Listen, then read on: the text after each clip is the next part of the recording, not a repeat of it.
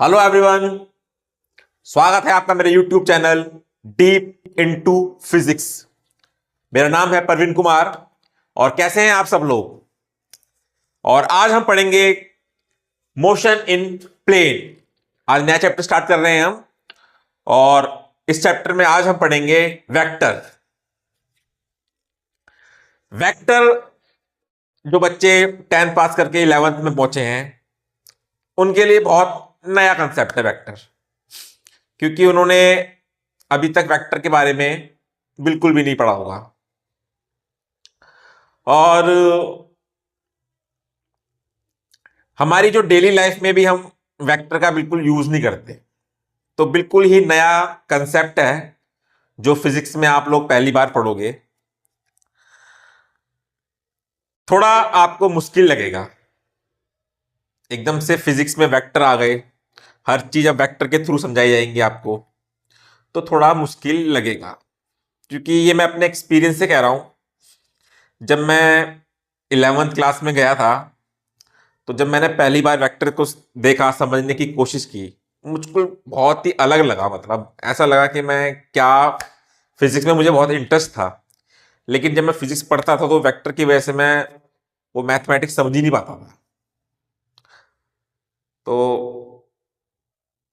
मैं मतलब उसको इस तरह से समझने की कोशिश करता था कि वो एकदम मुझे नेचुरल समझ में आ जाए, पर वो मुझे समझ ही नहीं आ रहा था उस टाइम। तो बड़ा मुश्किल हुआ मेरे को ये चैप्टर समझना उस टाइम पे बहुत। इस चैप्टर में जो वेक्टर से जो सर्कुलर मोशन समझाया गया है, जो प्रोजेक्टाइल मोशन समझाया गया है, वो समझना मुझे थोड़ा मुश्किल लगा, क्योंकि वेक्टर बहुत नया था और बहुत से दिमाग में ऐसे क्वेश्चन थे वेक्टर को लेके। वो मैथमेटिक्स, मुझे वेक्टर की मैथमेटिक्स बिल्कुल समझ में भी नहीं आ रही थी। तो मेरी गाड़ी जो है यहीं पे अटक गई थी चैप्टर पे, इससे मैं बड़ी मुश्किल से आगे बढ़ा। तो वही सब, आज उन सब सवालों के जवाब जो मेरे उस टाइम पे मेरे दिमाग में थे, आज वो सभी सवालों के जवाब मेरे पास हैं। और उसी तरह से मैं ये वीडियो बना रहा हूं ताकि हर बच्चे को ये समझ में आए। हर, जरूरी नहीं है वो किसी भी क्लास में हो सकता है। ये कंसेप्ट बहुत जरूरी है फिजिक्स के लिए। बिना इस कंसेप्ट के फिजिक्स को समझाना बहुत मुश्किल है। तो मैं इसको बहुत नेचुरल तरीके से समझाने की कोशिश करूंगा इस वीडियो में। तो शुरू करते हैं वेक्टर से। तो आप लोग शांति से बैठ जाइए, जो भी किताबें आपके पास है सब हटा दीजिए, साइड कर दीजिए उन किताबों को। बस एक पेन और एक, बस छोटी सी कॉफी रख अपने पास रखिए बस। और शांति से मेरी बातों को बस ध्यान से सुनिए। मैं जो भी आपके मन में जो भी क्वेश्चन है सब आपको धीरे धीरे क्लियर हो जाएंगे। चलिए शुरू करते हैं वेक्टर से। सबसे पहले तो जो आपने फिजिक्स के फर्स्ट चैप्टर में पढ़ा है, फिजिकल क्वांटिटीज, आपको सबको पता है फिजिकल क्वांटिटीज वो क्वांटिटीज होती हैं जिन्हें हम मेजर कर सकते हैं। जैसे लेंथ को हम मेजर कर सकते हैं, जैसे किसी के मास को हम मेजर कर सकते हैं, डिस्टेंस को मेजर कर सकते हैं, किसी की वेलोसिटी की मेजर कर सकते हैं, फोर्स मेजर कर सकते हैं। तो ये सब फिजिकल क्वांटिटीज हैं।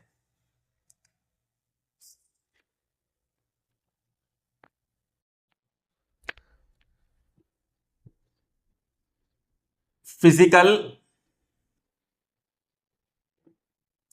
क्वांटिटीज,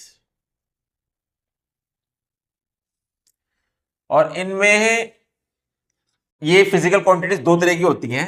स्केलर, अभी आप बस समझिए, सब समझ में आएगा धीरे धीरे। और वेक्टर, दो तरह की फिजिकल क्वांटिटीज होती है।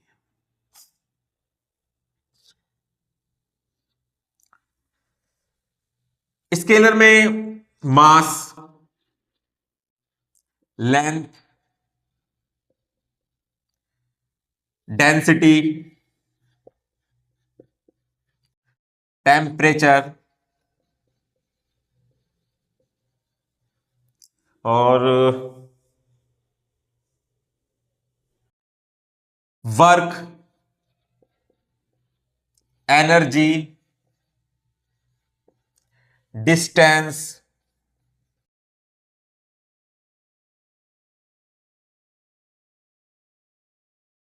पावर, वॉल्यूम, स्पीड, और भी एग्जांपल हो सकते हैं। ये सब स्केलर क्वांटिटी। अभी समझाता हूं मैं आपको। वेक्टर में force, acceleration, velocity,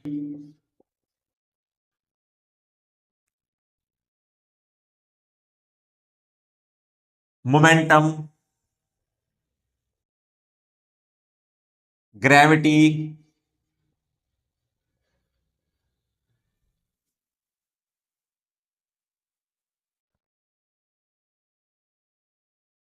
electric field,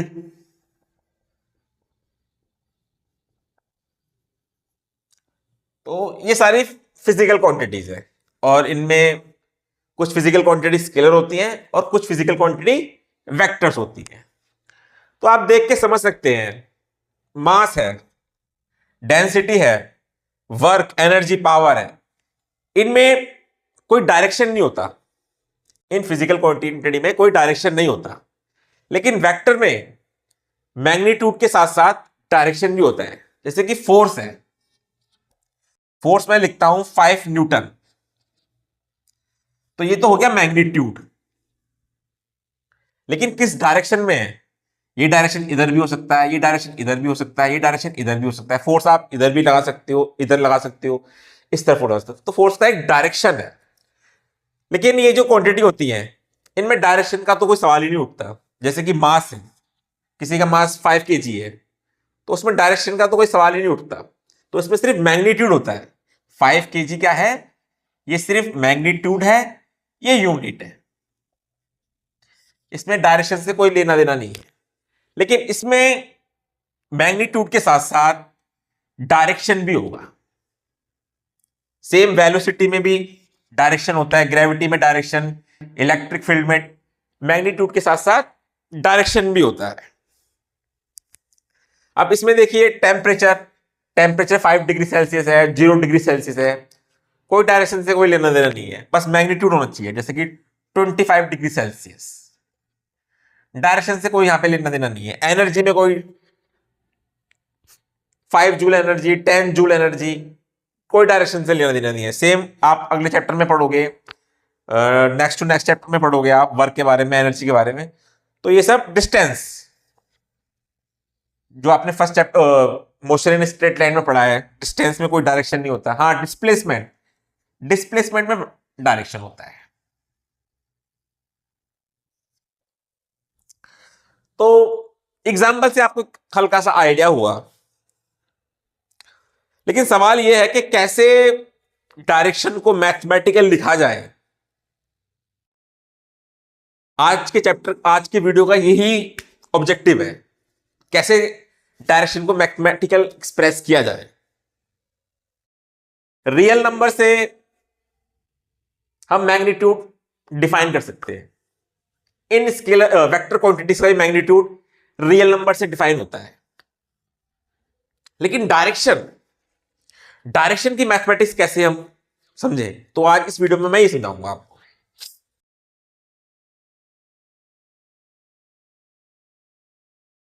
और वेक्टर को आप जैसे कि आप लिखते हैं, जैसे कि फोर्स लिखा आपने, फोर्स का सिंबल ये है, तो इस पे हम इस तरह से एरो लगाएंगे। इसका मतलब है ये एक वेक्टर क्वांटिटी। ये क्या है? एक वेक्टर क्वांटिटी। जैसे कि मैंने कुछ भी एक कोई वेक्टर क्वांटिटी मान लीजिए ए, तो अगर मैं इस पे ये सिंबल लगा देता हूं तो उसका मतलब ये क्या है? एक वेक्टर क्वांटिटी। ठीक है। जैसे कि ये फोर्स है 5 न्यूटन, अगर मैं इसको इस तरह से लिखता हूं और ये मॉडल्स में लिख देता हूं, तो उसका मतलब है इस वेक्टर का मैग्नीट्यूड, मैग्नीट्यूड क्या है इसका? 5 न्यूटन। और इसमें हम बस सिंपल लिखते हैं, जैसे कि वॉल्यूम का वी लिख दिया, ठीक है, इस तरह से। तो इसमें कोई वेक्टर में जो है हम ये वाला एरो लगा देते हैं इस तरह से, जो कि बताता है कि ये एक वेक्टर क्वांटिटी है। डायरेक्शन इतना मैटर आपको लग रहा होगा, डायरेक्शन इतना मैटर क्यों करता है ये? चलिए एग्जांपल से समझते हैं एक।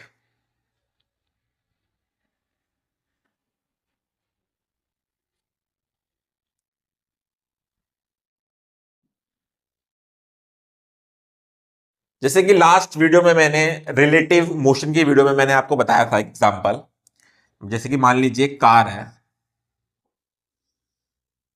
ये कार है और इसकी स्पीड है मान लीजिए 50 किलोमीटर पर आवर है, और पीछे से कार आ रही है,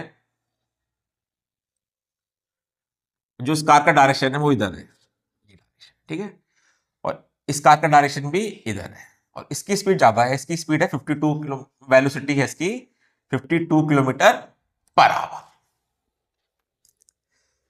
अब ये पीछे वाली कार जो है इस कार को पीछे से आके इस तरह से हिट करेगी, तो ऑब्वियसली बात है जब इसको हिट करेगी तो कुछ ना कुछ हल्का फुल्का नुकसान हुआ होगा, लेकिन ज्यादा नहीं हुआ होगा,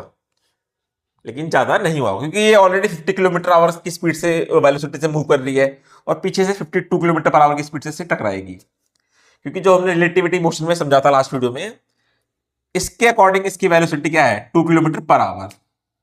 लेकिन एक दूसरा केस देखिए, अब मैं इसकी वेलोसिटी को अपोजिट डायरेक्शन में कर देता हूं, मान लीजिए कार रही, अब इसकी स्पीड इधर है, वेलोसिटी इधर है 50 किलोमीटर पर आवर, और ये जो कार है सेम स्पीड से इधर ही जा रही है 52 किलोमीटर। इस वाले केस में इन दोनों कारों को बहुत नुकसान होगा, दोनों कारें उड़ जाएंगी, मतलब एकदम एक दूसरे में समा जाएंगी। इस कार में हल्का सा बस यहां पे डेंट आ सकता है, बस इससे ज्यादा कुछ नहीं होगा। लेकिन इस वाले केस में देखा, एक वेलोसिटी की डायरेक्शन बदलने से देखा कितना ज्यादा इसका जो रिजल्ट आया, कितना पूरी कारें दोनों खत्म हो गई हैं। तो डायरेक्शन बहुत मैटर करता है। डायरेक्शन यहां पे तो जो कि हमने लास्ट चैप्टर में पढ़ा था, हमने मोशन इन स्ट्रेट लाइन पढ़ा था, वहां पे सिर्फ दो डायरेक्शन लिए थे हमने, एक डायरेक्शन अगर इधर है तो एक डायरेक्शन इधर है, स्ट्रेट लाइन वाली डायरेक्शन, ठीक है, अपोजिट साइड। लेकिन डायरेक्शन जरूरी नहीं है कि अपोजिट ही हो। किसी कार का डायरेक्शन, ये कार पहले इधर जा रही थी, ये कार इधर भी जा सकती है, ये कार इधर भी जा सकती है, ये कार इधर भी जा सकती है, ये कार इधर भी जा सकती है, ये कार इधर भी जा सकती है, कहीं भी डायरेक्शन हो सकता है, जरूरी नहीं अपोजिट ही हो। तो यही मैथमेटिक्स हमें इस वीडियो में समझनी है। डायरेक्शन मान लीजिए अगर वो उड़ने वाली कार है तो डायरेक्शन कुछ इस तरह से भी हो सकता है, जैसे कि कुछ इस तरह से भी हो सकता है, इस तरह से भी हो सकता है डायरेक्शन, वो कार इस तरह से भी जा सकती है, वो कार इस तरह से भी जा सकती है, वो कार इस तरह से भी जा सकती है, मतलब पूरे जितने भी एक्सिस है, 3 dimension axis X Y Z, उसका डायरेक्शन कहीं भी हो सकता है।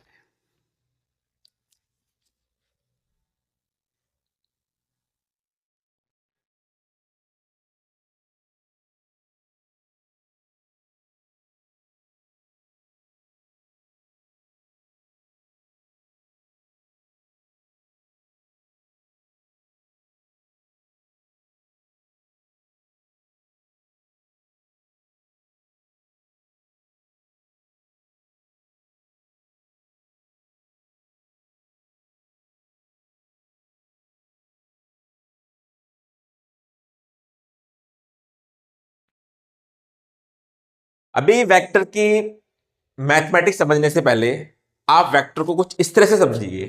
मान लीजिए कोई कार है, उसकी वेलोसिटी है 50 किलोमीटर पर आवर,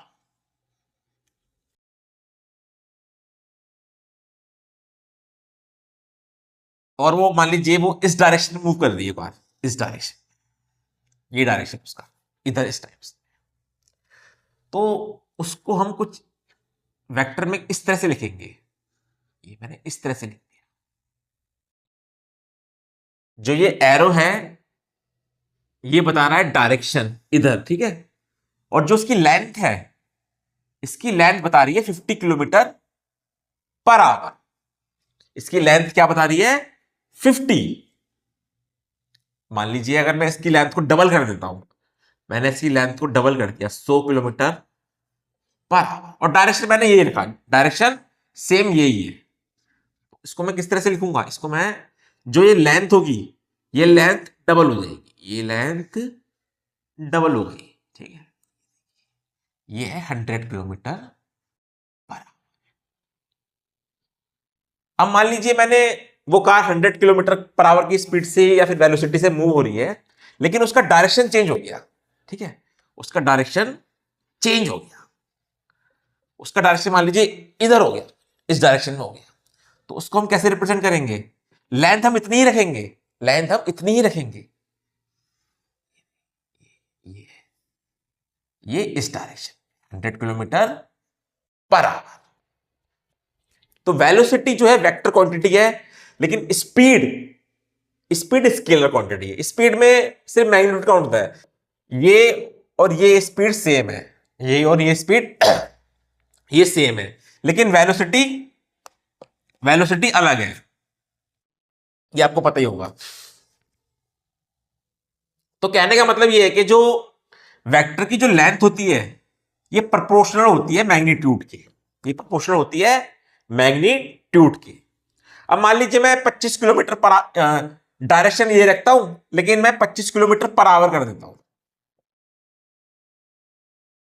तो इसकी लेंथ जो है 1/4 हो जाएगी, इतनी हो जाएगी। ठीक है, तो इन दोनों वेक्टरों का डायरेक्शन क्या है? सेम है, but magnitude 25 kilometre per hour.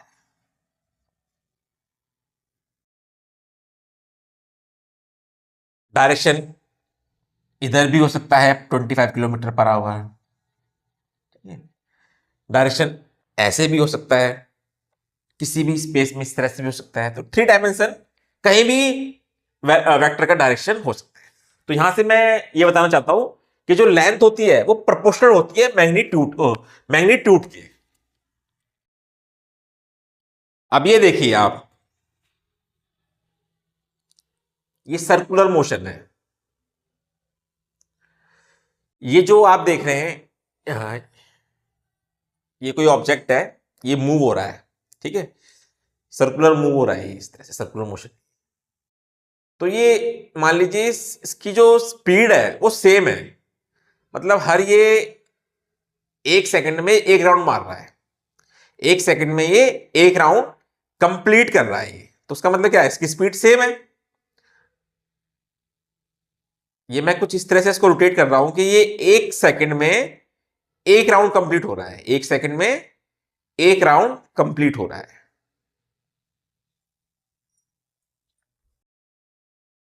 ये देखिए,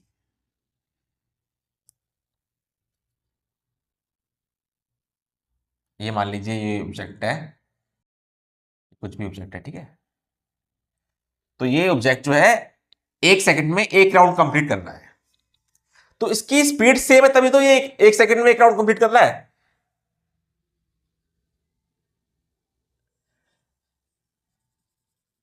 यहां से फिर ये यहां आ जाएगा। ठीक है, इस तरह से रोटेट कर रहा है, इस तरह से रोटेट कर रहा है ये ऑब्जेक्ट। अब देखिए, लेकिन इसका जो डायरेक्शन है, जब ये ऑब्जेक्ट यहां पे था, जब ये ऑब्जेक्ट ए पोजीशन पे था, तो उसका डायरेक्शन यहां था, लेकिन जब ये ऑब्जेक्ट यहां पे आ गया तो उसका डायरेक्शन ये हो गया, और जब ये ऑब्जेक्ट यहां पे आ जाएगा तो उसका डायरेक्शन ये हो जाएगा। मतलब टेंजेंट होता है, सर्कुलर मोशन के टेंजेंट होता है। तो इस बात को मैं अभी इसी इसी चैप्टर में समझना है, नेक्स्ट वीडियो में समझाऊंगा। जब मैं सर्कुलर मोशन समझाऊंगा तो ये टेंजेंट क्यों होता है, इसका डेरिवेशन भी है, तो हम नेक्स्ट वीडियो में समझेंगे। फिलहाल आप ये समझ लीजिए बस, ये टेंजेंट होता है इसका डायरेक्शन। तो कहने का मतलब ये है कि हर पॉइंट पे मैग्नीट्यूड तो सेम है। मान लीजिए यहां पे मैग्नीट्यूड सेम है, मान लीजिए 1 मीटर पर सेकेंड, ये मान लीजिए ये इसकी वेलोसिटी का मैग्नीट्यूड है, या फिर ये स्पीड है। ये क्या है? स्पीड है। यहां पर भी स्पीड क्या है? 1 मीटर पर सेकेंड। यहां भी स्पीड क्या है? 1 मीटर पर सेकेंड। बट वेलोसिटी अलग है, क्योंकि ये डायरेक्शन देख रहे हैं आप, ये देखिए ये डायरेक्शन हर जगह अलग है। लेकिन मैग्नीट्यूड मैग्नीट्यूड यहां भी इतना है, यहां भी इतना है, यहां भी इतना है, और हर जगह इसका मैग्नीट्यूड अलग, डायरेक्शन ये है। लेकिन वेलोसिटी देख रहे हैं, हर इंस्टेंट पे वेलोसिटी चेंज हो रही है, हर पॉइंट पे हर पॉइंट पे वेलोसिटी हर पॉइंट पे वेलोसिटी चेंज हो रही है। Velocity change at every point. In circular motion, but speed is constant, but speed is constant.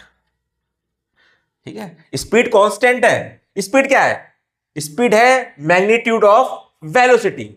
Speed क्या है? Magnitude of velocity. और ये देखिए मैंने प्रोपोर्शनल रखा है। ये जितनी लेंथ हर जगह, ये लेंथ हर जगह सेम है, हर जगह लेंथ सेम है। हर जगह लेंथ सेम क्यों रखी है? क्योंकि मैग्नीट्यूड सेम है। और वेलोसिटी चेंज क्यों हो रही है? क्योंकि वेलोसिटी डिपेंड करती है डायरेक्शन पे, और यहां पे हर एक पॉइंट पे डायरेक्शन अलग है। किसी भी पॉइंट पे आप डायरेक्शन बना लीजिए, वो टेंजेंट होगा और वो अलग है। तो वेलोसिटी का जो मैग्नीट्यूड है वो सेम है हर पॉइंट पे, लेकिन डायरेक्शन अलग है, तो वेलोसिटी हर पॉइंट पे चेंज हो रही है। तो वेलोसिटी चेंज हो रही है, इसका मतलब क्या है? इसका मतलब है एक्सीलरेशन है। इसका मतलब क्या है?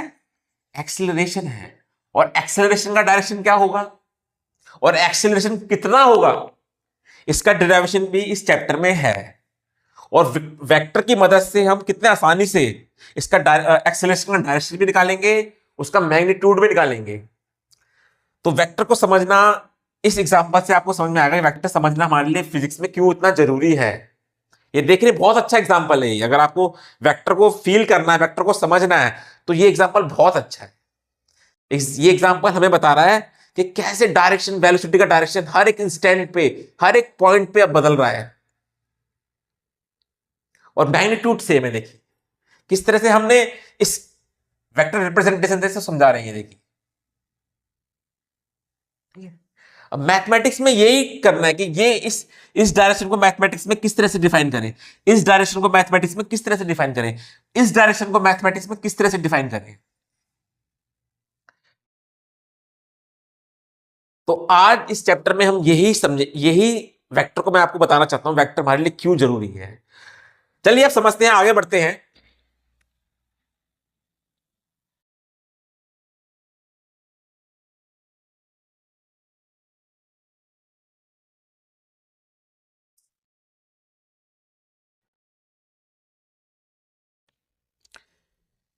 देखिए अब स्केलर क्वांटिटीज होती हैं। मान लीजिए मास ले लीजिए, 5 kg मास प्लस 2 kg मास कितना हो जाएगा? 7 kg। मास को हम ऐड कर लेते हैं इस तरह से। वॉल्यूम है 5 cm³ plus 2 cm³ is equal to, मान लीजिए 3 है, तो 8 cm³ हो जाएगा वॉल्यूम। तो स्केलर क्वांटिटी को तो हमने ऐड कर लिया इस तरह से, बट वेक्टर क्वांटिटी को कैसे ऐड करें? उसमें तो डायरेक्शन होता है ना, उसको कैसे ऐड करें? और एक बात और, हम स्केलर क्वांटिटी में उन्हीं क्वांटिटी को ऐड कर सकते हैं जिनकी डायमेंशन सेम होते हैं, जिनके डायमेंशन सेम होते हैं। ये वॉल्यूम का डायमेंशन है cm³। हम ऐसा नहीं कर सकते 5 kg प्लस 2 सेकेंड, ऐसा हम करते नहीं है, कोई सेंस नहीं इसका करने का। सेम इसी तरह से वेक्टर भी जो ऐड होंगे या सब्ट्रैक्ट होंगे, वो सेम सेम डायमेंशन के होने चाहिए। आप एक एग्जांपल लेते हैं।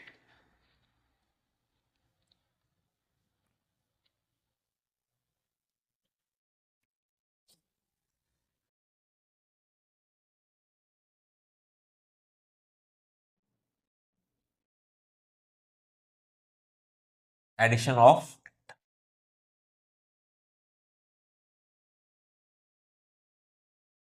स्केलर में ऐड करने का तो हमें मतलब समझ में आता है, लेकिन वेक्टर में ऐड करने से क्या मतलब है? दो वेक्टर ऐड करना मतलब क्या है ये?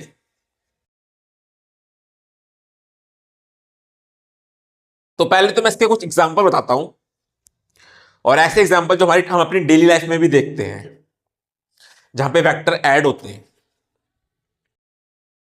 मान लीजिए एक नदी है,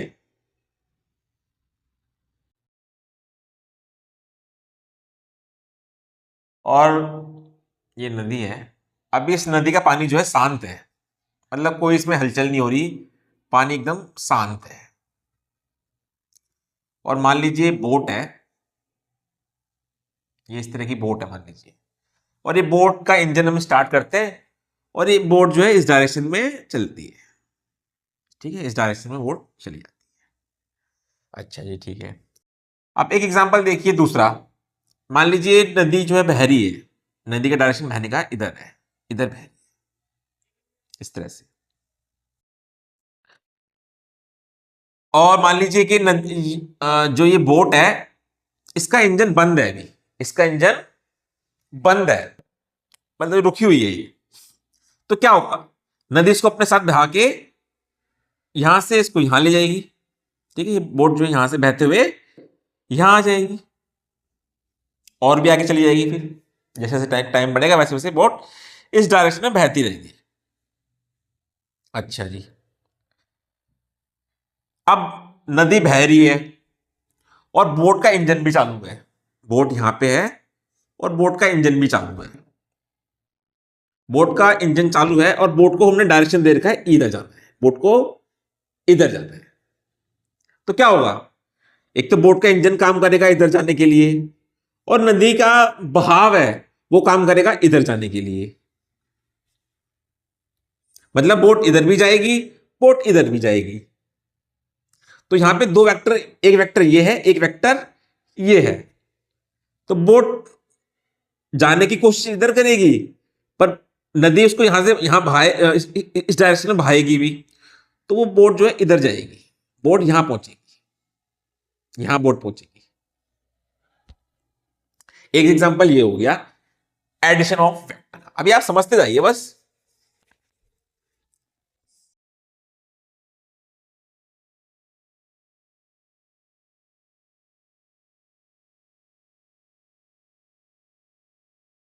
एक एग्जांपल, ये मान लीजिए एक भारी सा बॉक्स है,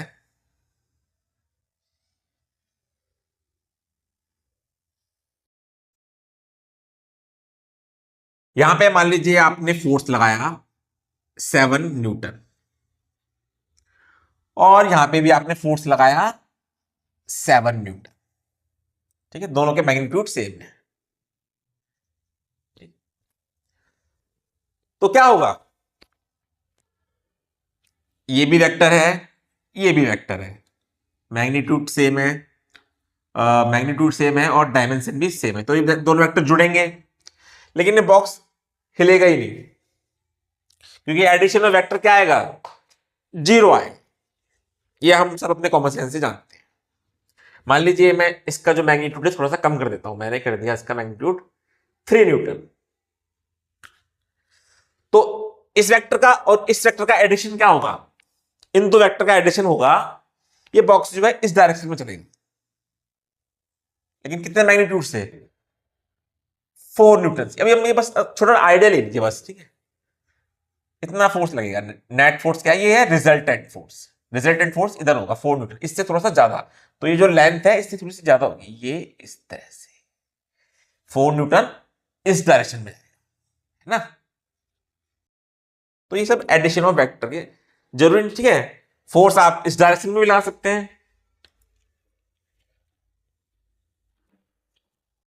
मान लीजिए एक फोर्स ऐसे लग रहा है और एक फोर्स ऐसे लग रहा है, ऐसे ऐसे।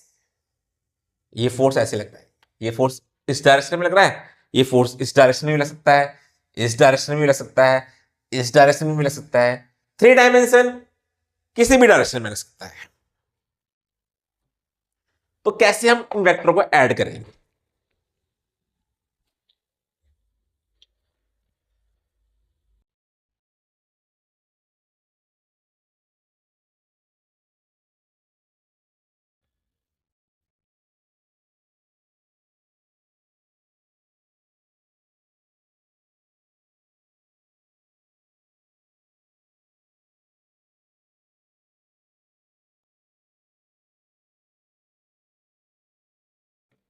चलिए मैं एक थॉट एक्सपेरिमेंट करता हूं एक, उससे आपको इसकी मैथमेटिक्स समझ में आ जाएगी। एक थॉट एक्सपेरिमेंट।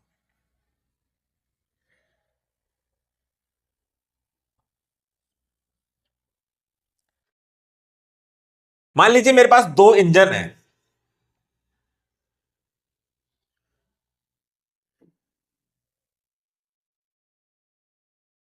ये मेरे पास दो इंजन है इस तरह के। ये इंजन मैं किसी से भी अटैच कर दूं, ये इंजन में अगर किसी ऑब्जेक्ट को अटैच कर दूं ना, तो उस ऑब्जेक्ट की जो वेलोसिटी है, जहां पर ये इसका डायरेक्शन है, उसकी वेलोसिटी हो जाएगी अराउंड, मान लीजिए 4 किलोमीटर पर आवर हो जाएगी। 4 किलोमीटर, 40 किलोमीटर मान लेते हैं, 40 किलोमीटर पर आवर हो जाएगी। और एक इंजन और है मेरे पास, ये वाला इंजन, ये छोटा इंजन है थोड़ा, ये छोटा इंजन है। ये इंजन है ये। एक थॉट एक्सपेरिमेंट करते हैं जिससे आपको एडिशन और वेक्टर की मैथमेटिक्स समझ में आएगी। और एक वेक्टर ये है, ये बड़ा इंजन है, ये छोटा इंजन है। ये इंजन कहीं भी हम अटैच करेंगे तो उस ऑब्जेक्ट की वेलोसिटी हो जाएगी 30 किलोमीटर पर आवर।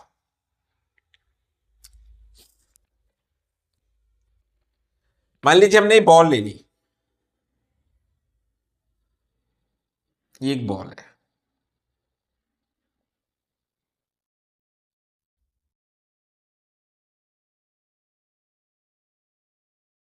और इस बॉल पे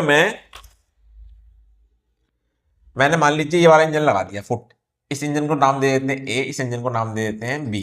हमने ए इंजन लगा दिया, ये मैंने ये ए इंजन लगा दिया।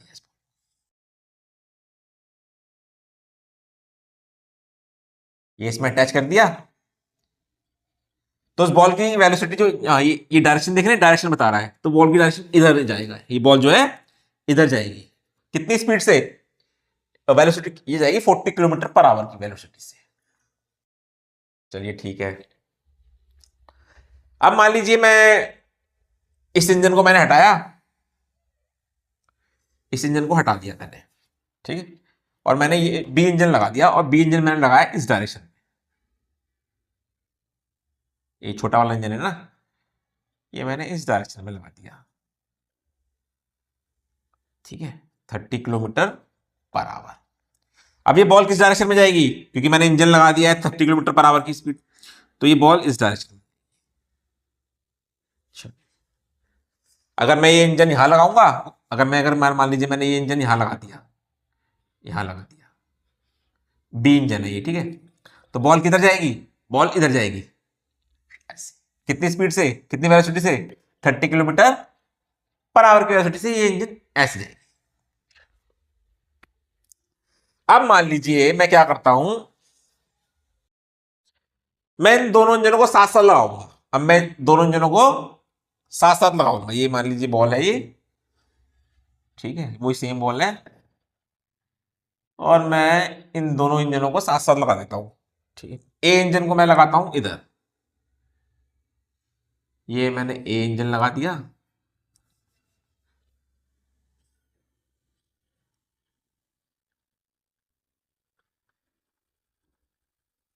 और ये ए इंजन है, और ये मैंने यहां पे लगा दिया बी इंजन, ये बी इंजन है। तो इसकी ए इंजन की मदद से बॉल जो जाएगी 40 किलोमीटर पर आवर जाएगी, इसकी मदद से जाएगी प्लस 30 किलोमीटर पर आवर जाएगी। तो हम दोनों को हमने सेम डायरेक्शन में लगाया है, दोनों को हमने सेम डायरेक्शन में लगाया है। लेकिन अब बॉल किस वेलोसिटी से जाएगी? बॉल जाएगी 70 किलोमीटर पर आवर की स्पीड से, 70 किलोमीटर पर आवर की स्पीड से जाएगी, क्योंकि हमने दोनों का डायरेक्शन सेम दिया है इस तरह से। चलिए ठीक है।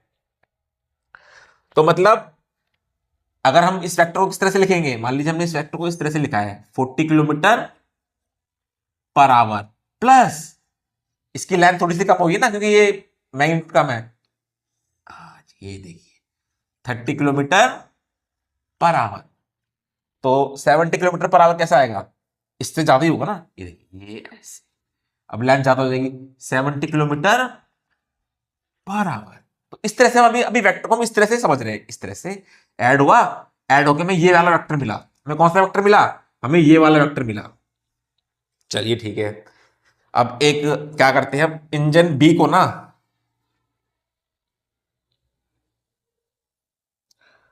अब हम इन इंजन को कुछ इस तरह से लगाएंगे। अब एक इंजन मैंने यहां लगा दिया, मान लीजिए एक इंजन को मैंने ऐसे लगाया, ये ए इंजन है, और एक इंजन को मैंने लगा दिया ऐसे, अपोजिट, सॉरी अपोजिट डायरेक्शन। ये इंजन है बी और ये इंजन है ए, यानी कि ये 30 किलोमीटर पर आवर है, ये 40 किलोमीटर पर आवर है। इसका डायरेक्शन ये है और इसका डायरेक्शन ये है, समझे ना आप? इसको मिटा देता हूं। तो अब क्या होगा, अब क्या होगा, यानी कि एक वेक्टर है ये वाला, ये है हमारा 30 किलोमीटर पर आवर, प्लस एक वेक्टर है ये वाला, इसका डायरेक्शन है ये 40 किलोमीटर पर आवर। लेकिन अब एक दोनों इंजन में चालू कर दिए हैं, तो ये बॉल किस साइड जाएगी? ये बॉल इस साइड जाएगी, इस तरफ मूव होगी, लेकिन कितनी वेलोसिटी से? वेलोसिटी तो इस डायरेक्शन में होगी, बट मैग्नीट्यूड होगा इसका 10 किलोमीटर पर आवर। तो आप समझ रहे हैं ना आप, यानी कि इसको जो हम वेक्टर फॉर्म में लिखेंगे इस तरह से लिखेंगे, छोटा सा बनाएंगे बस इतना सा, थोड़ा सा और छोटा करेंगे लेंथ को, ठीक है? ये है 10 किलोमीटर पर आवर। तो आइडिया मिल रहा है ना आपको एडिशन ऑफ वेक्टर का। अब ये तो हमने समझ गया, तो हमारा कॉमन सेंस है, हमने स्ट्रेट लाइन मोशन में भी समझा है। अब एक सिचुएशन में ऐसी लेता हूं, अब सिचुएशन में क्या लेता हूं,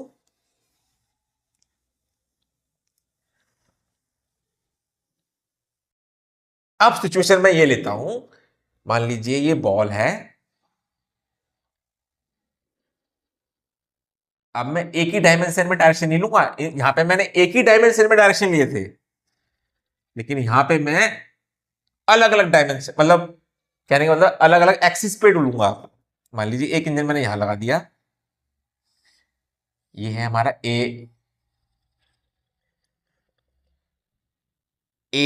इंजन, इसकी जो, तो ये वाला इंजन इस बॉल को कितनी वेलोसिटी देगा? 40 किलोमीटर पर आवर।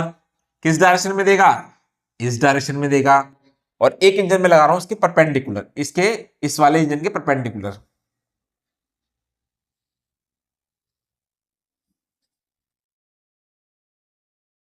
ये इंजन है पी, पी इंजन है ये। चलिए ठीक है, और ये इंजन क्या वेलोसिटी देगा इसको? ये वेलोसिटी इस डायरेक्शन में देगा, कितनी देगा? 30 किलोमीटर पर आवर। ओके, तो कहने का मतलब है हमें दो वेक्टर ऐड करने हैं, ये वाला वेक्टर इस डायरेक्शन में 30 किलोमीटर पर आवर प्लस, और इस डायरेक्शन में वेक्टर ऐड करना है। इसको मैं ये जो है पहले तो सिंपल सिंपल लिखता हूं ऐसे, और एक बी वेक्टर क्या है? इस डायरेक्शन में, ये है हमारा 30 किलोमीटर पर आवर और ये है हमारा 40 किलोमीटर पर आवर। इसका अब ऐड होके क्या मिलेगा हमें?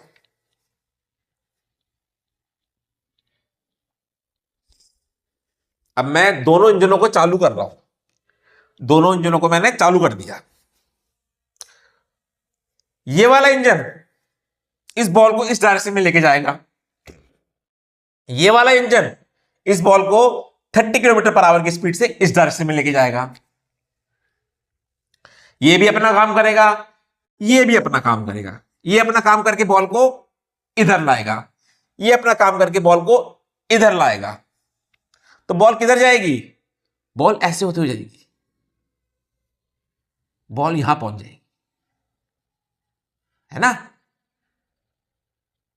एक घंटे बाद ये बॉल 40 किलोमीटर दूर यहां होगी, है ना? ये देखिए इस इंजन ने अपना काम तो कर दिया, इस बॉल को यहां पहुंचा दिया। ये देखिए ये कितनी दूर है, ये है मान लीजिए, ये कितना डिस्टेंस हो गया? 40 किलोमीटर। और एक घंटे बाद ये बॉल जो है यहां पहुंचेगी, ये देखिए यहां पहुंच गई ना, ये देखिए ये डिस्टेंस कितना है? ये डिस्टेंस है 30 किलोमीटर। 30 किलोमीटर है ना। 1 घंटे बाद क्या हो गया, इस इंजन ने बॉल को यहां पहुंचा दिया और इस वाले इंजन ने, बी इंजन ने बॉल को यहां पहुंचा दिया, तो बॉल यहां पहुंच गई। दोनों इंजनों ने अपना काम करा। तो 1 घंटे बाद बॉल, 1 घंटे में बॉल ने इतना डिस्टेंस चली बॉल इस डायरेक्शन में, ऐसे 1 घंटे में। तो ये डिस्टेंस क्या है, ये डिस्टेंस है 30 square Pythagoras theorem plus 40 square is equal to, ये आएगा 50 किलोमीटर। समझ रहे हैं आप। 1 घंटे में 50 किलोमीटर डिस्टेंस कवर किया, यानी कि रिजल्टेंट वेलोसिटी क्या आई, रिजल्टेंट वेलोसिटी आई 50 किलोमीटर पर आवर। डायरेक्शन क्या है, डायरेक्शन ये है, ये डायरेक्शन, ये डायरेक्शन, समझे आप। यानी कि जो उसका रिजल्टेंट आएगा वो आएगा इन दोनों से, मैग्नीट्यूड इन दोनों से बड़ा होगा, मैग्नीट्यूड इन दोनों से बड़ा होगा। 50 किलोमीटर पर आवर।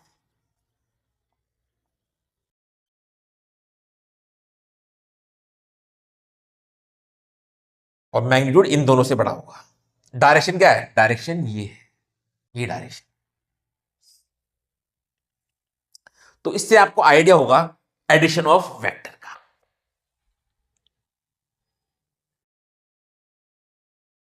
तो यहां तो एंगल मैंने 90 डिग्री लिया था, एंगल कुछ भी हो सकता है, ठीक है।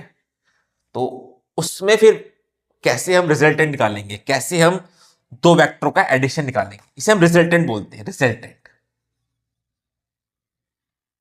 रिजल्टेंट इन दो वेक्टरों का एडिशन करें।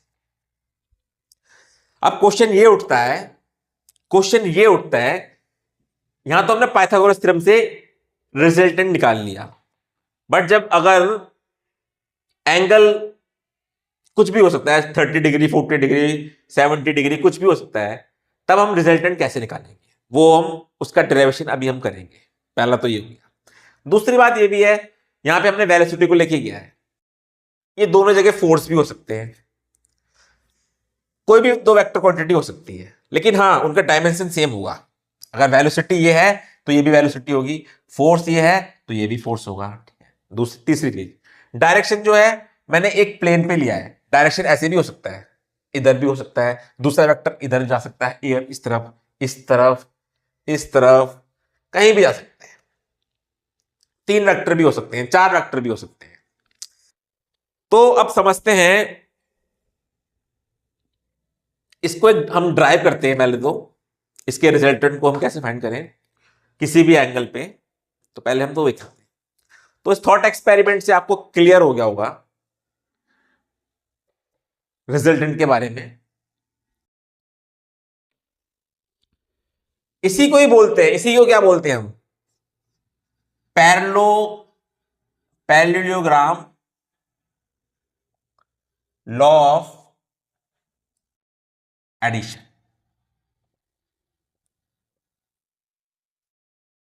इसी को बोलते हैं पैरेललोग्राम लॉ ऑफ एडिशन।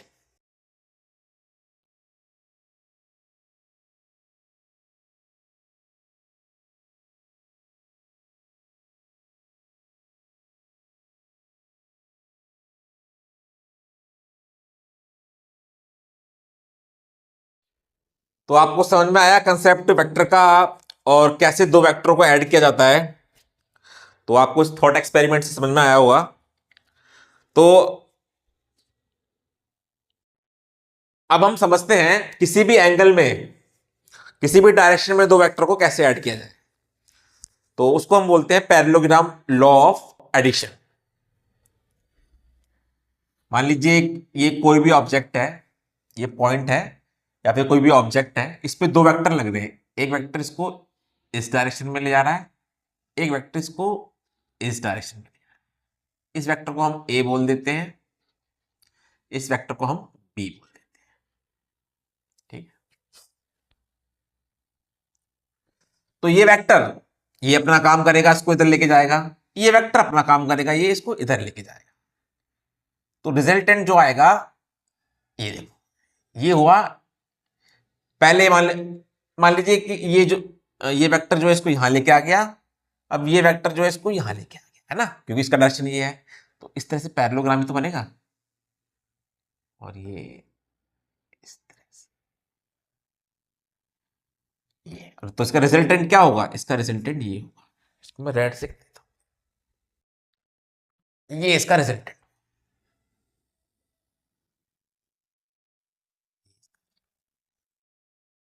ठीक है,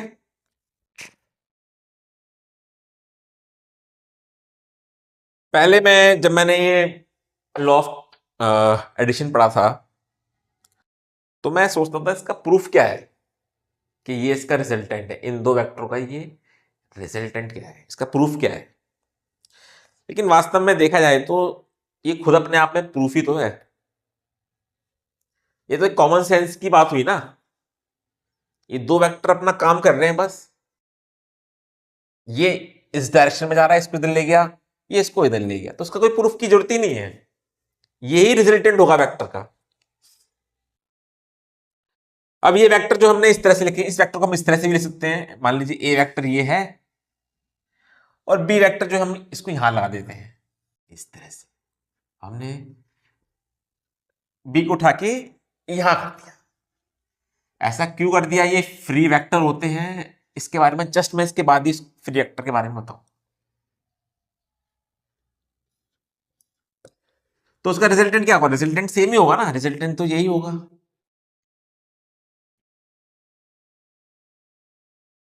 रिजल्ट ठीक है ना, यहां से पहले किसी ऑब्जेक्ट में ए वेक्टर लगा, फिर बी वेक्टर लगा, और रिजल्टेंट क्या है? ये है रिजल्टेंट। दोनों एक ही चीज है, दोनों क्या है? एक ही है। देख सकते हैं आप पैरेललोग्राम में, ये वेक्टर बराबर ही तो होगा, क्योंकि इस साइड का और इस साइड का डायरेक्शन क्या है? सेम होता है। लेंथ क्या होती है? इसकी लेंथ और इसकी लेंथ सेम होती है। तो ये बी है, तो ये भी बी वेक्टर ही होगा, है ना। इसको आप मिटा सकते हैं, आप तो मतलब कर दीजिए, तो यही तो मिलेगा आपको, सेम यही तो मिला। ठीक है, बता देते हैं फिर से, ये भी है। तो इसका कोई प्रूफ नहीं है, ये कॉमन सेंस की बात है बस ये। तो इसको हम बोलते हैं पैरेललोग्राम लॉ ऑफ एडिशन, इसको बोलते हैं ट्राइंगुलर लॉ ऑफ एडिशन। तो इसको हम ड्राइव करेंगे कि आर को हम कैसे फाइंड करें।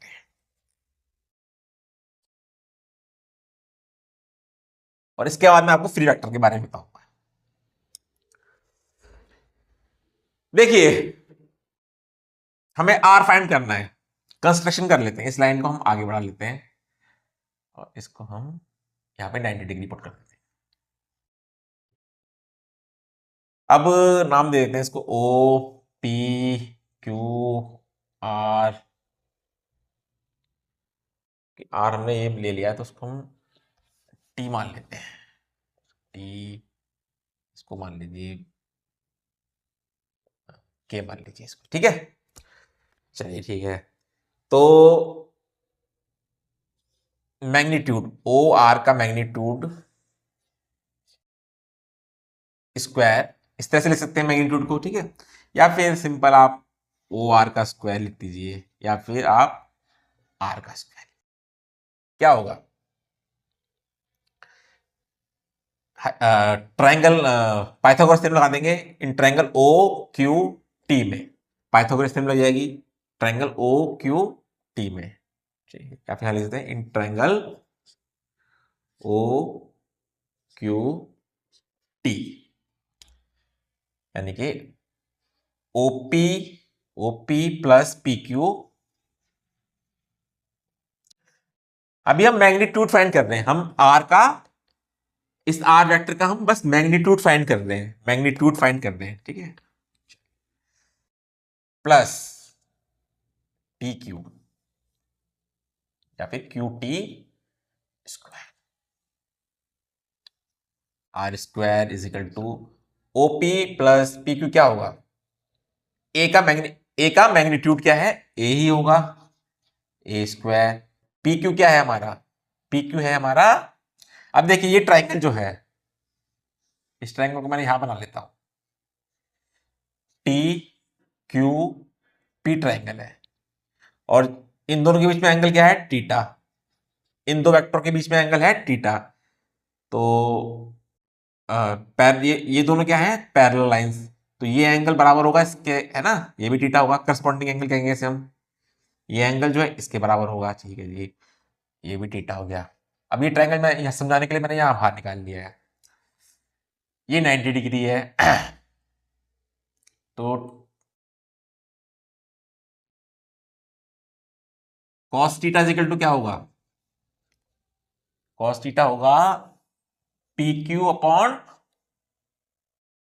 पीटी, है ना, अच्छा, यानी कि पी क्यू क्या हो जाएगा, पी क्यू हो जाएगा पीटी कॉस थीटा। चलिए ठीक है, इसी तरह साइन थीटा क्या होगा, टी क्यू अपॉन पीटी, यानी कि टी क्यू हो जाएगा हमारा पीटी साइन थीटा, है ना। तो कहने का मतलब है ये है हमारी, ये क्या हो जाएगा हमारा, ये हो जाएगा हमारा, और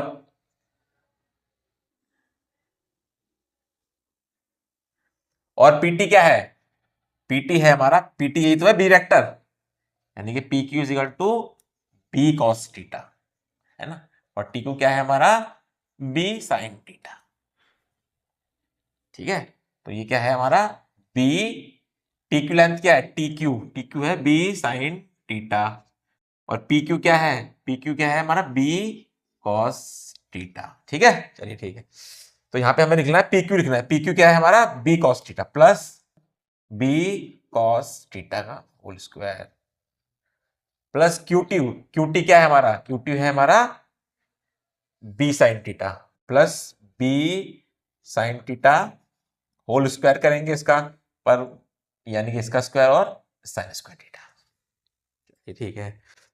तो ये हो जाएगा हमारा ए प्लस बी का whole square, a square plus B square cos square theta plus 2ab cos theta plus B square sine square theta. अब ये देखिए, ये और ये, तो यहां पे हम यार आइडेंटिटी यूज करेंगे, sine square theta plus cos square theta is equal to 1, ये वाली आइडेंटिटी यूज करेंगे, और यानी कि ये हो जाएगा आपका R square is equal to A square plus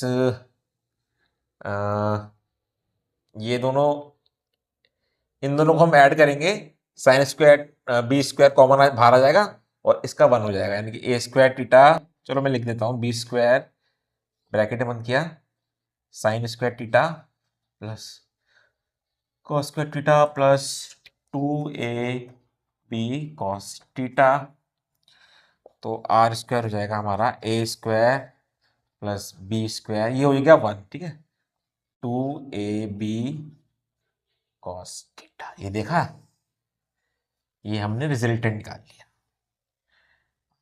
और इसको सिंपल फॉर्म में इस तरह से आप लिख सकते हो, R is equal to root A square plus B square plus 2ab cos theta, इसको इस तरह से बंद कर दिया। तो ये दो फॉर्मूले आपको मिल गए, तो क्या एक ही फॉर्मूला मिल गया, सॉरी।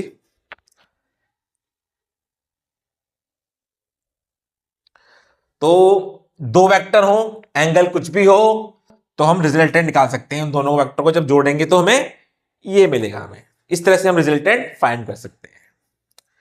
अगर दोनों का सेम जीरो एंगल होगा तो दोनों वेक्टर ऐड हो जाएंगे, मान लीजिए दोनों वेक्टर ए और बी सेम डायरेक्शन में, ए बी इस डायरेक्शन में, मान लीजिए ए बी इस डायरेक्शन में है, और मान लीजिए बी इस डायरेक्शन में है, तो एंगल क्या हो जाएगा, जीरो, कॉस जीरो क्या होता है, जीरो होता है, तो आर इस केस में क्या हो जाएगा, इस केस में आर हो जाएगा ए स्क्वायर प्लस बी स्क्वायर, और ये तो हो जाएगा कॉस जीरो क्या होता है, कॉस जीरो, हाँ सॉरी, कॉस जीरो 1 होता है, 2ab कॉस 0 डिग्री, यानी कि आर हो जाएगा हमारा a square plus B square plus 2ab cos zero की वैल्यू 1 होती है, ठीक है।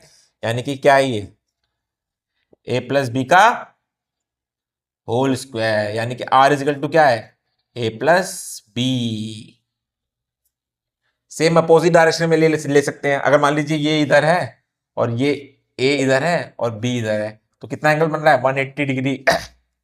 180 डिग्री में क्या होता है, कॉस 180 डिग्री क्या होता है, -1। यहाँ पे -1 आ जाएगा तो ए माइनस बी हो जाएगा, ठीक है। तो वन डायमेंशन में अपने ये इक्वेशन सब कुछ बता रही है, जनरल इक्वेशन है ये। तो हमें यहां से रिजल्टेंट सॉरी आर का मैग्नीट्यूड हम ऐसे निकाल सकते हैं। ये क्या है, मैग्नीट्यूड है। ये क्या है, मैग्नीट्यूड। ये लेंथ है, ये लेंथ बता रही है बस, ये डायरेक्शन नहीं बता रहा, ये सिर्फ इस लेंथ की लंबाई बता रही है, आर की लंबाई बता रही है। और लंबाई किसके प्रोपोर्शनल होती है, मैग्नीट्यूड के प्रोपोर्शनल होती है। यानी कि इस वेक्टर का मैग्नीट्यूड बता रही है। अब सवाल उठता है कि डायरेक्शन कैसे निकालने। तो डायरेक्शन के लिए हम क्या करेंगे, डायरेक्शन के लिए या तो आप ये वाला एंगल निकाल लीजिए, ये वाला अल्फा। हम बोल सकते हैं भाई कि ए वेक्टर से इस डायरेक्शन में आर जो है, ये वाला जो वेक्टर है आर, ए वेक्टर के विद रिस्पेक्ट टू ए, ये वाला डायरेक्शन है। या तो आप ये वाला एंगल निकाल लीजिए बीटा, ये वाला एंगल। तो हम बोल सकते हैं कि जो ये आर है ये इस वेक्टर के बीटा डायरेक्शन पे है। करता हूं मैं इसको, ट्राई करता हूं। तो उसको नोट कर लीजिए आप।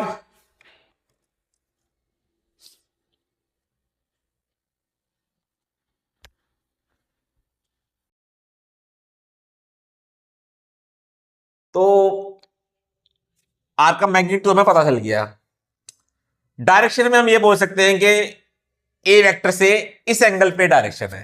मान लीजिए मैं ट्रायंगल ही ले लीजिए, O O Q in triangle O Q T, tan alpha, यानी कि T Q upon O Q.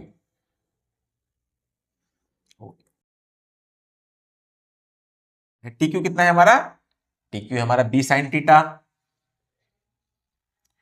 और ओ क्यू कितना है हमारा, ओ क्यू है हमारा a plus,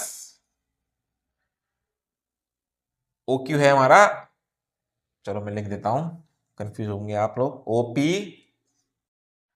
plus P Q ना, यानी कि बी साइन थीटा। ओपी है हमारा ए, ओनली मैग्नीट्यूड, ए का magnitude plus B cos theta, यानी कि tan अल्फा है B sine theta A plus B. तो बस एक तरह से हम यहां से हम डायरेक्शन बता सकते हैं कि with respect to A vector ये वाला एंगल है। सेम अगर आप बीटा लेते हैं तो tan बीटा क्या हो जाएगा, tan बीटा हो जाएगा बी की जगह ए आ जाएगा और ए की जगह बी आ जाएगा, a sine theta upon b plus a cos theta. ये इस तरह से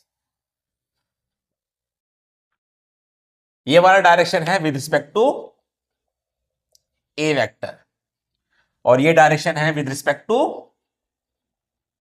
बी वेक्टर। तो एक डायरेक्शन का आइडिया हो गया। तो देखा आपने, आपने समझा वेक्टर्स के बारे में, आपने समझा वेक्टर को कैसे जोड़ा जाए, कैसे ऐड किया जाए। डायरेक्शन का मैग्नीट्यूड हमने, रिजल्टेंट का मैग्नीट्यूड हमने पता करा।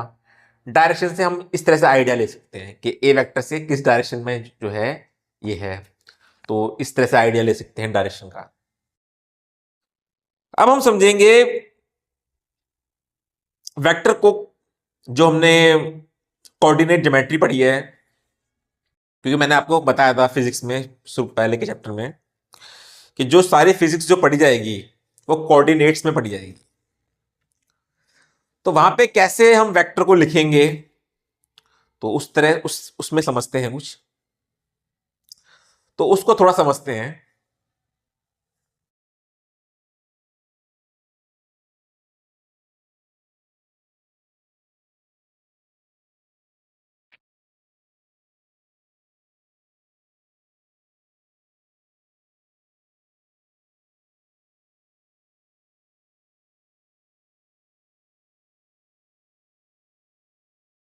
ये एक्स एक्सिस है, एक्स एक्सिस, ये वाई एक्सिस है। ठीक है, यहाँ पे इस प्लेन पे कोई भी पॉइंट है उसको हम मैथमेटिकली एक्सप्रेस कर सकते हैं। जैसे कि मान लीजिए ये पॉइंट है, तो इस पॉइंट को हम इस तरह से डिफाइन कर सकते हैं। ये मान लीजिए एक्स है और ये एक्स वन वाई, इस तरह से एक्स वन वाई वन, ये इसके कोऑर्डिनेट्स है। और ये है रेफरेंस पॉइंट ओ। मतलब जो भी स्टडी हम कर रहे हैं इस पॉइंट से हम स्टडी कर रहे हैं, जो भी स्टडी हम कर रहे हैं वो इस पॉइंट से कर रहे हैं। चलिए,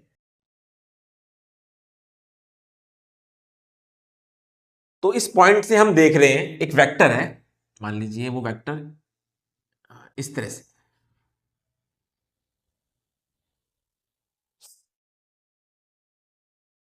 इसको हम लिख लेते हैं, मान लीजिए ये ए वेक्टर है।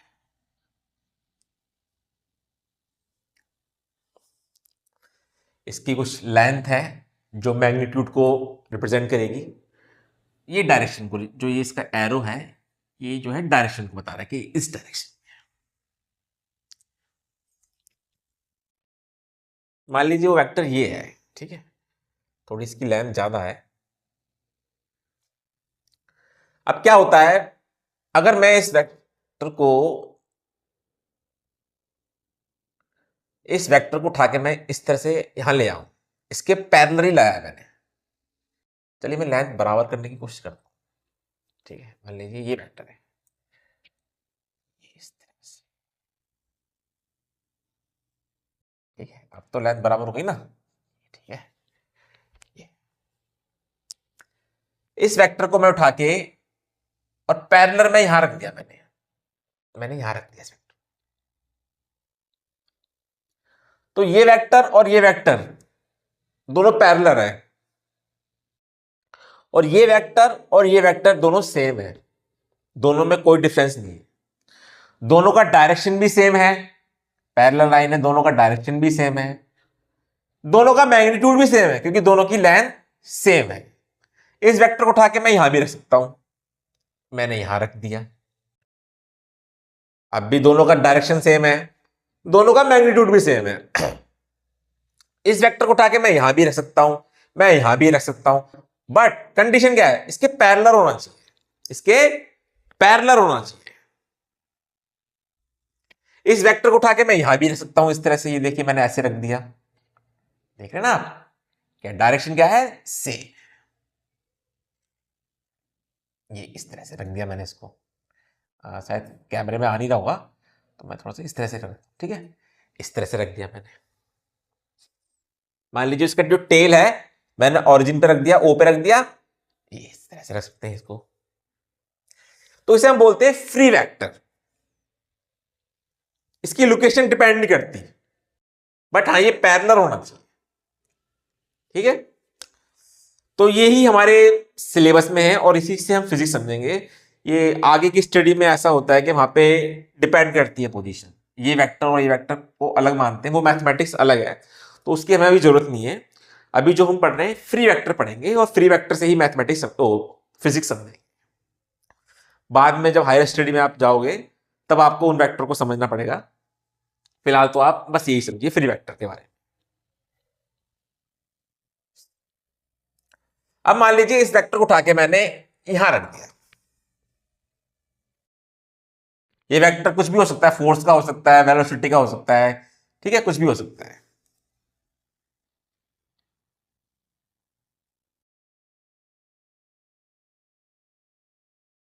ये वेक्टर को उठा के मैंने यहां रख दिया, ये वही ए वेक्टर है,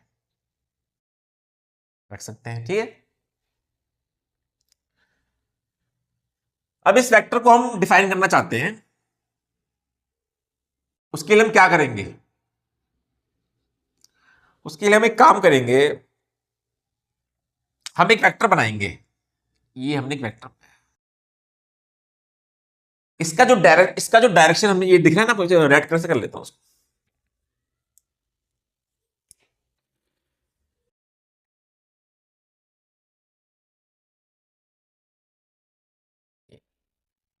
ये हमने एक वेक्टर, इसका जो डायरेक्शन है अलोंग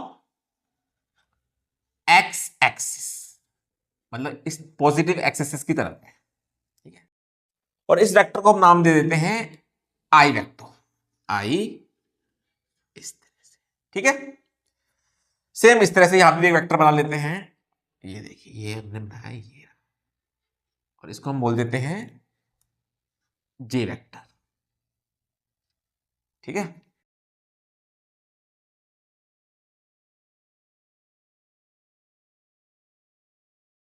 जे, ठीक है। और इसका मैग्नीट्यूड 1 यूनिट है, इसका मैग्नीट्यूड 1 यूनिट है, इसका मैग्नीट्यूड भी क्या है 1 मैग्नीट्यूड है, तो इसको हम बोलते हैं यूनिट वेक्टर, यूनिट वेक्टर, इसको भी हम बोलते हैं यूनिट वेक्टर। पर ये जे है, ये है अलोंग वाई डायरेक्शन, ये है along x axis. Unit direction है, इसको थोड़ा सिंबल हम थोड़ा अलग कर देते हैं, इसको थोड़ा सा इस तरह से लिख देते हैं हम, कैप, या फिर आई रूफ, आई रूफ भी बोल सकते हैं, आई कैप भी बोल सकते हैं, इसको हम इस तरह से जे रूफ, ठीक है। ये हमने मान लिया, इस तरह से हम करते हैं इसको। सेम इसी तरह एक डायरेक्शन ये भी होता है जेड एक्सिस का, ये वाला, ये वाला, इसको हम मानते हैं के रूफ, इसको क्या मानते हैं के रूफ, इस तरह से। तो अभी हम मोशन इन प्लेन पढ़ रहे हैं, 2 डायमेंशन पढ़ रहे हैं।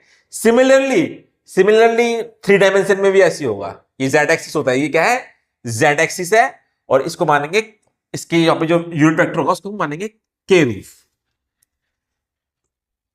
चलिए ठीक है, अब मान लीजिए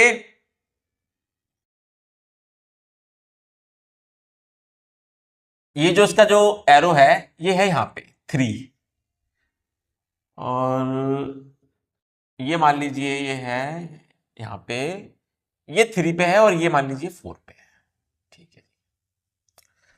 तो अब एक बात बताइए मुझे, यहां से लेके ये वाला वेक्टर, इसको हम ये लिख सकते हैं 4i, बिल्कुल लिख सकते हैं, ठीक है ना। और इसको यहां से लेके यहां तक लिख सकते हैं 3i, बिल्कुल लिख सकते हैं, है ना, क्योंकि ये यूनिट वेक्टर है। अब मैंने कहा ना ये 4, इसकी यूनिट है 1, तो 4i हो गया ना ये, इसी तरह ये 3i हो गया। तो ए वेक्टर को हम ऐसे लिख सकते हैं 3 + 4j, लिख सकते हैं, बिल्कुल लिख सकते हैं। तो देखा कितना अच्छा तरीका मिल गया हमें, इस तरीके से हमें डायरेक्शन पता चल रहा है कि ए वेक्टर जो है किस डायरेक्शन में है। पहली बार इस तरह से लिखने पे हमें डायरेक्शन पता चल रहा है, डायरेक्शन हमें यह पता चल रहा है, ये 3 इस साइड, सॉरी 4, हो ये कल लिख दिया मैंने, सॉरी ये 4 होगा, ये 3, 4 एक्सिस की, क्योंकि प्लस में है तो 4 इस तरफ और 3 इस तरफ, तो ये डायरेक्शन, ये हमें डायरेक्शन भी बता रहा है। इसका मैग्नीट्यूड हम पता कर सकते हैं, मैग्नीट्यूड क्या होगा, जो आपने कोऑर्डिनेट ज्योमेट्री पढ़ रही है, इस पॉइंट और इस पॉइंट का डिस्टेंस क्या होगा, यहां से लेके यहां तक का डिस्टेंस क्या होगा, जो उसके कोऑर्डिनेट होंगे, जो उसके कोऑर्डिनेट होंगे, यानी कि 4² + 3², ये आपने 10th में पढ़ा है, यानी कि मैग्नीट्यूड क्या आ गया, इसका मैग्नीट्यूड आ गया 5। तो ये कितना अच्छा तरीका हमें मिल गया। अब इसी में देखिए एडिशन और वेक्टर कैसे समझते हैं। अब देखिए मान लीजिए, अब इन कोऑर्डिनेट में वेक्टर को कैसे ऐड किया जाएगा वो देखिए। अब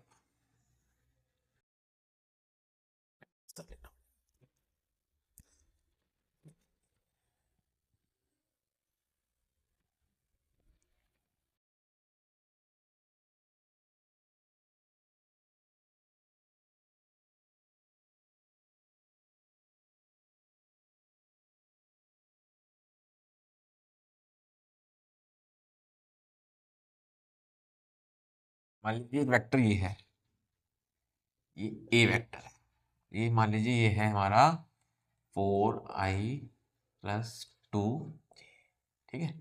एक वेक्टर ये है और ये वेक्टर है बी और ये है 7i-2, ठीक है।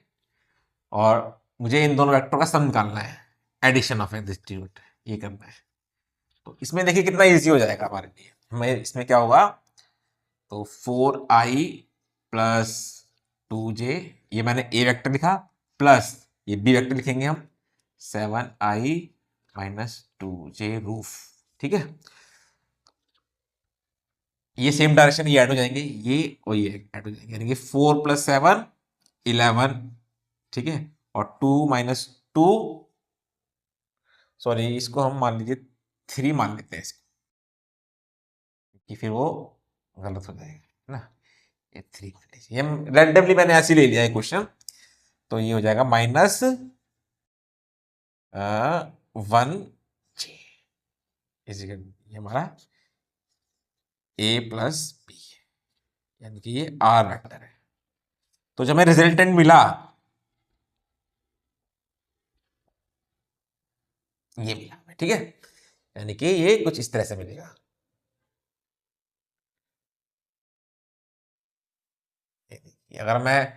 अगर इसी को मैं यानी कि रिजल्टेंट हमें उसका डायरेक्शन भी हमें पता लग रहा है हमें, यानी कि 11 इस तरह से और एक वाई डायरेक्शन, 11 यहाँ पे और वाई डायरेक्शन नीचे, ये दिखा रहा है ना 11i, मतलब इस साइड 11 है और इस -1 इस साइड नीचे -1 है, कुछ इस तरह से होगा इसका डायरेक्शन। अगर हम पैरेललोग्राम से देखें,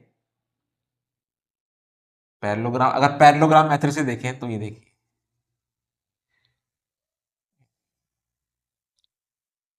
तो डायरेक्शन कुछ इस तरह से है ना, ये देखिए,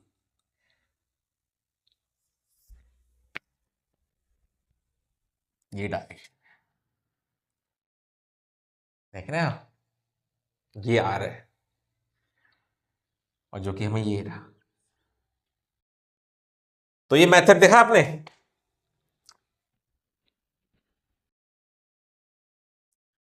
तो आज इस वीडियो में आपने वेक्टर को समझा, वेक्टर को बहुत अच्छी तरीके से आपने फील भी किया होगा इस वीडियो में, और एडिशन ऑफ वेक्टर भी समझा, और अब रह गया है प्रोडक्ट ऑफ वेक्टर, दो वेक्टर को कैसे मल्टीप्लाई किया जाए। तो वो उसको मैं आज तो नहीं समझा सकता, उसको मैं तभी समझा सकता हूं जब हम जहां पे हमें vector of product of vector की हमें जरूरत होगी। जैसे कि हमारा जो चैप्टर है वर्क एंड एनर्जी, उस चैप्टर में हम आपको स्केलर प्रोडक्ट पढ़ाऊंगा, और तो उसमें हम समझेंगे प्रोडक्ट्स ऑफ वेक्टर के बारे में। तो बस एक बात और समझ लीजिए, प्रोडक्ट ऑफ वेक्टर में, एडिशन ऑफ वेक्टर में क्या होता है, जब दो वेक्टर के सेम डायमेंशन होते हैं, मान लीजिए इसका डायमेंशन है वेलोसिटी का, तो उसका भी वेलोसिटी का डायमेंशन होना चाहिए, तो ये ऐड हो जाते हैं। लेकिन प्रोडक्ट ऑफ वेक्टर में ऐसा नहीं है ना, उसमें देखिए फोर्स एक वेक्टर हो गया, उसका मल्टीप्लाई हो जाता है डिस्प्लेसमेंट से, ठीक है। तो वहां पे ऐसा नहीं है, सेम ऐसे जैसे कि हमारा जो स्केलर क्वांटिटीज होती हैं, स्केलर क्वांटिटीज में भी तो ऐसे होता है, जैसे कि डिस्टेंस क्या है, डिस्टेंस ये स्पीड इनटू टाइम, तो इसका डायमेंशन अलग है, इसका डायमेंशन अलग है। सेम प्रोडक्ट ऑफ वेक्टर में भी हो जाता है, इन दोनों का डायमेंशन अलग है, इसका डायमेंशन अलग है, इसका डायमेंशन अलग है। और इसके करने के दो तरीके होते हैं, एक होता है आपका डॉट प्रोडक्ट और एक होता है आपका स्केलर प्रोडक्ट। तो ये हम बाद में पढ़ेंगे, क्योंकि यहां पे मैं आपको समझा नहीं सकता जिस तरीके से मैंने आपको ये समझाया है। अब नेक्स्ट वीडियो जो आएगी उसमें हम वेक्टर से फिजिक्स समझेंगे, वेक्टर से हम समझेंगे डिस्प्लेसमेंट, वेक्टर से वेलोसिटी समझेंगे, एक्सेलरेशन समझेंगे, हम समझेंगे प्रोजेक्टाइल मोशन। ये देख रहे हैं प्रोजेक्टाइल मोशन, जब हम कोई बॉल थ्रो करते हैं तो उस बॉल का पाथ कुछ इस तरह से होता है, पैराबोला कर्व बनता है, पैराबोला कर्व। तो उसमें उस बॉल की डायरेक्शन देखिए, कभी डायरेक्शन यहाँ पे होगा, इस तरह से डायरेक्शन होगा, ये डायरेक्शन ये होगा बॉल का, ठीक है। ये बॉल है मान लीजिए, इस तरह से बॉल होके जाएंगे। तो अगली वीडियो में हम ये पढ़ेंगे, सर्कुलर मोशन पढ़ेंगे, जैसे मैंने आपको इस वीडियो में बताया था। तो उसमें हम एक्सेलरेशन फाइंड करेंगे। तो ये जो ये वीडियो आप जो आपने देखी है इस वीडियो को, इसमें मैंने बहुत डीपली तरीके से वेक्टर को समझाया है। और कहीं भी आपको कुछ कंफ्यूजन लग रही है तो इस वीडियो को आप दोबारा देखिए, क्योंकि इस हर जो बातें मैंने बताई हैं आपको कहीं ना कहीं उस मेरी बातों में उस जो भी आपका कंफ्यूजन होगी उसका जवाब जरूर होगा। मैं हर कंसेप्ट को इस वीडियो में मैंने समझाने की कोशिश की है, वेक्टर बहुत ही नेचुरल तरीके से आपको समझाया है मैंने इस वीडियो में। और नेक्स्ट वीडियो में मैंने जैसे बताया तो वो हम पढ़ेंगे। तो इसी तरह आप पढ़ते रहिए, समझते रहिए, और मिलते हैं नेक्स्ट वीडियो में। Thank you.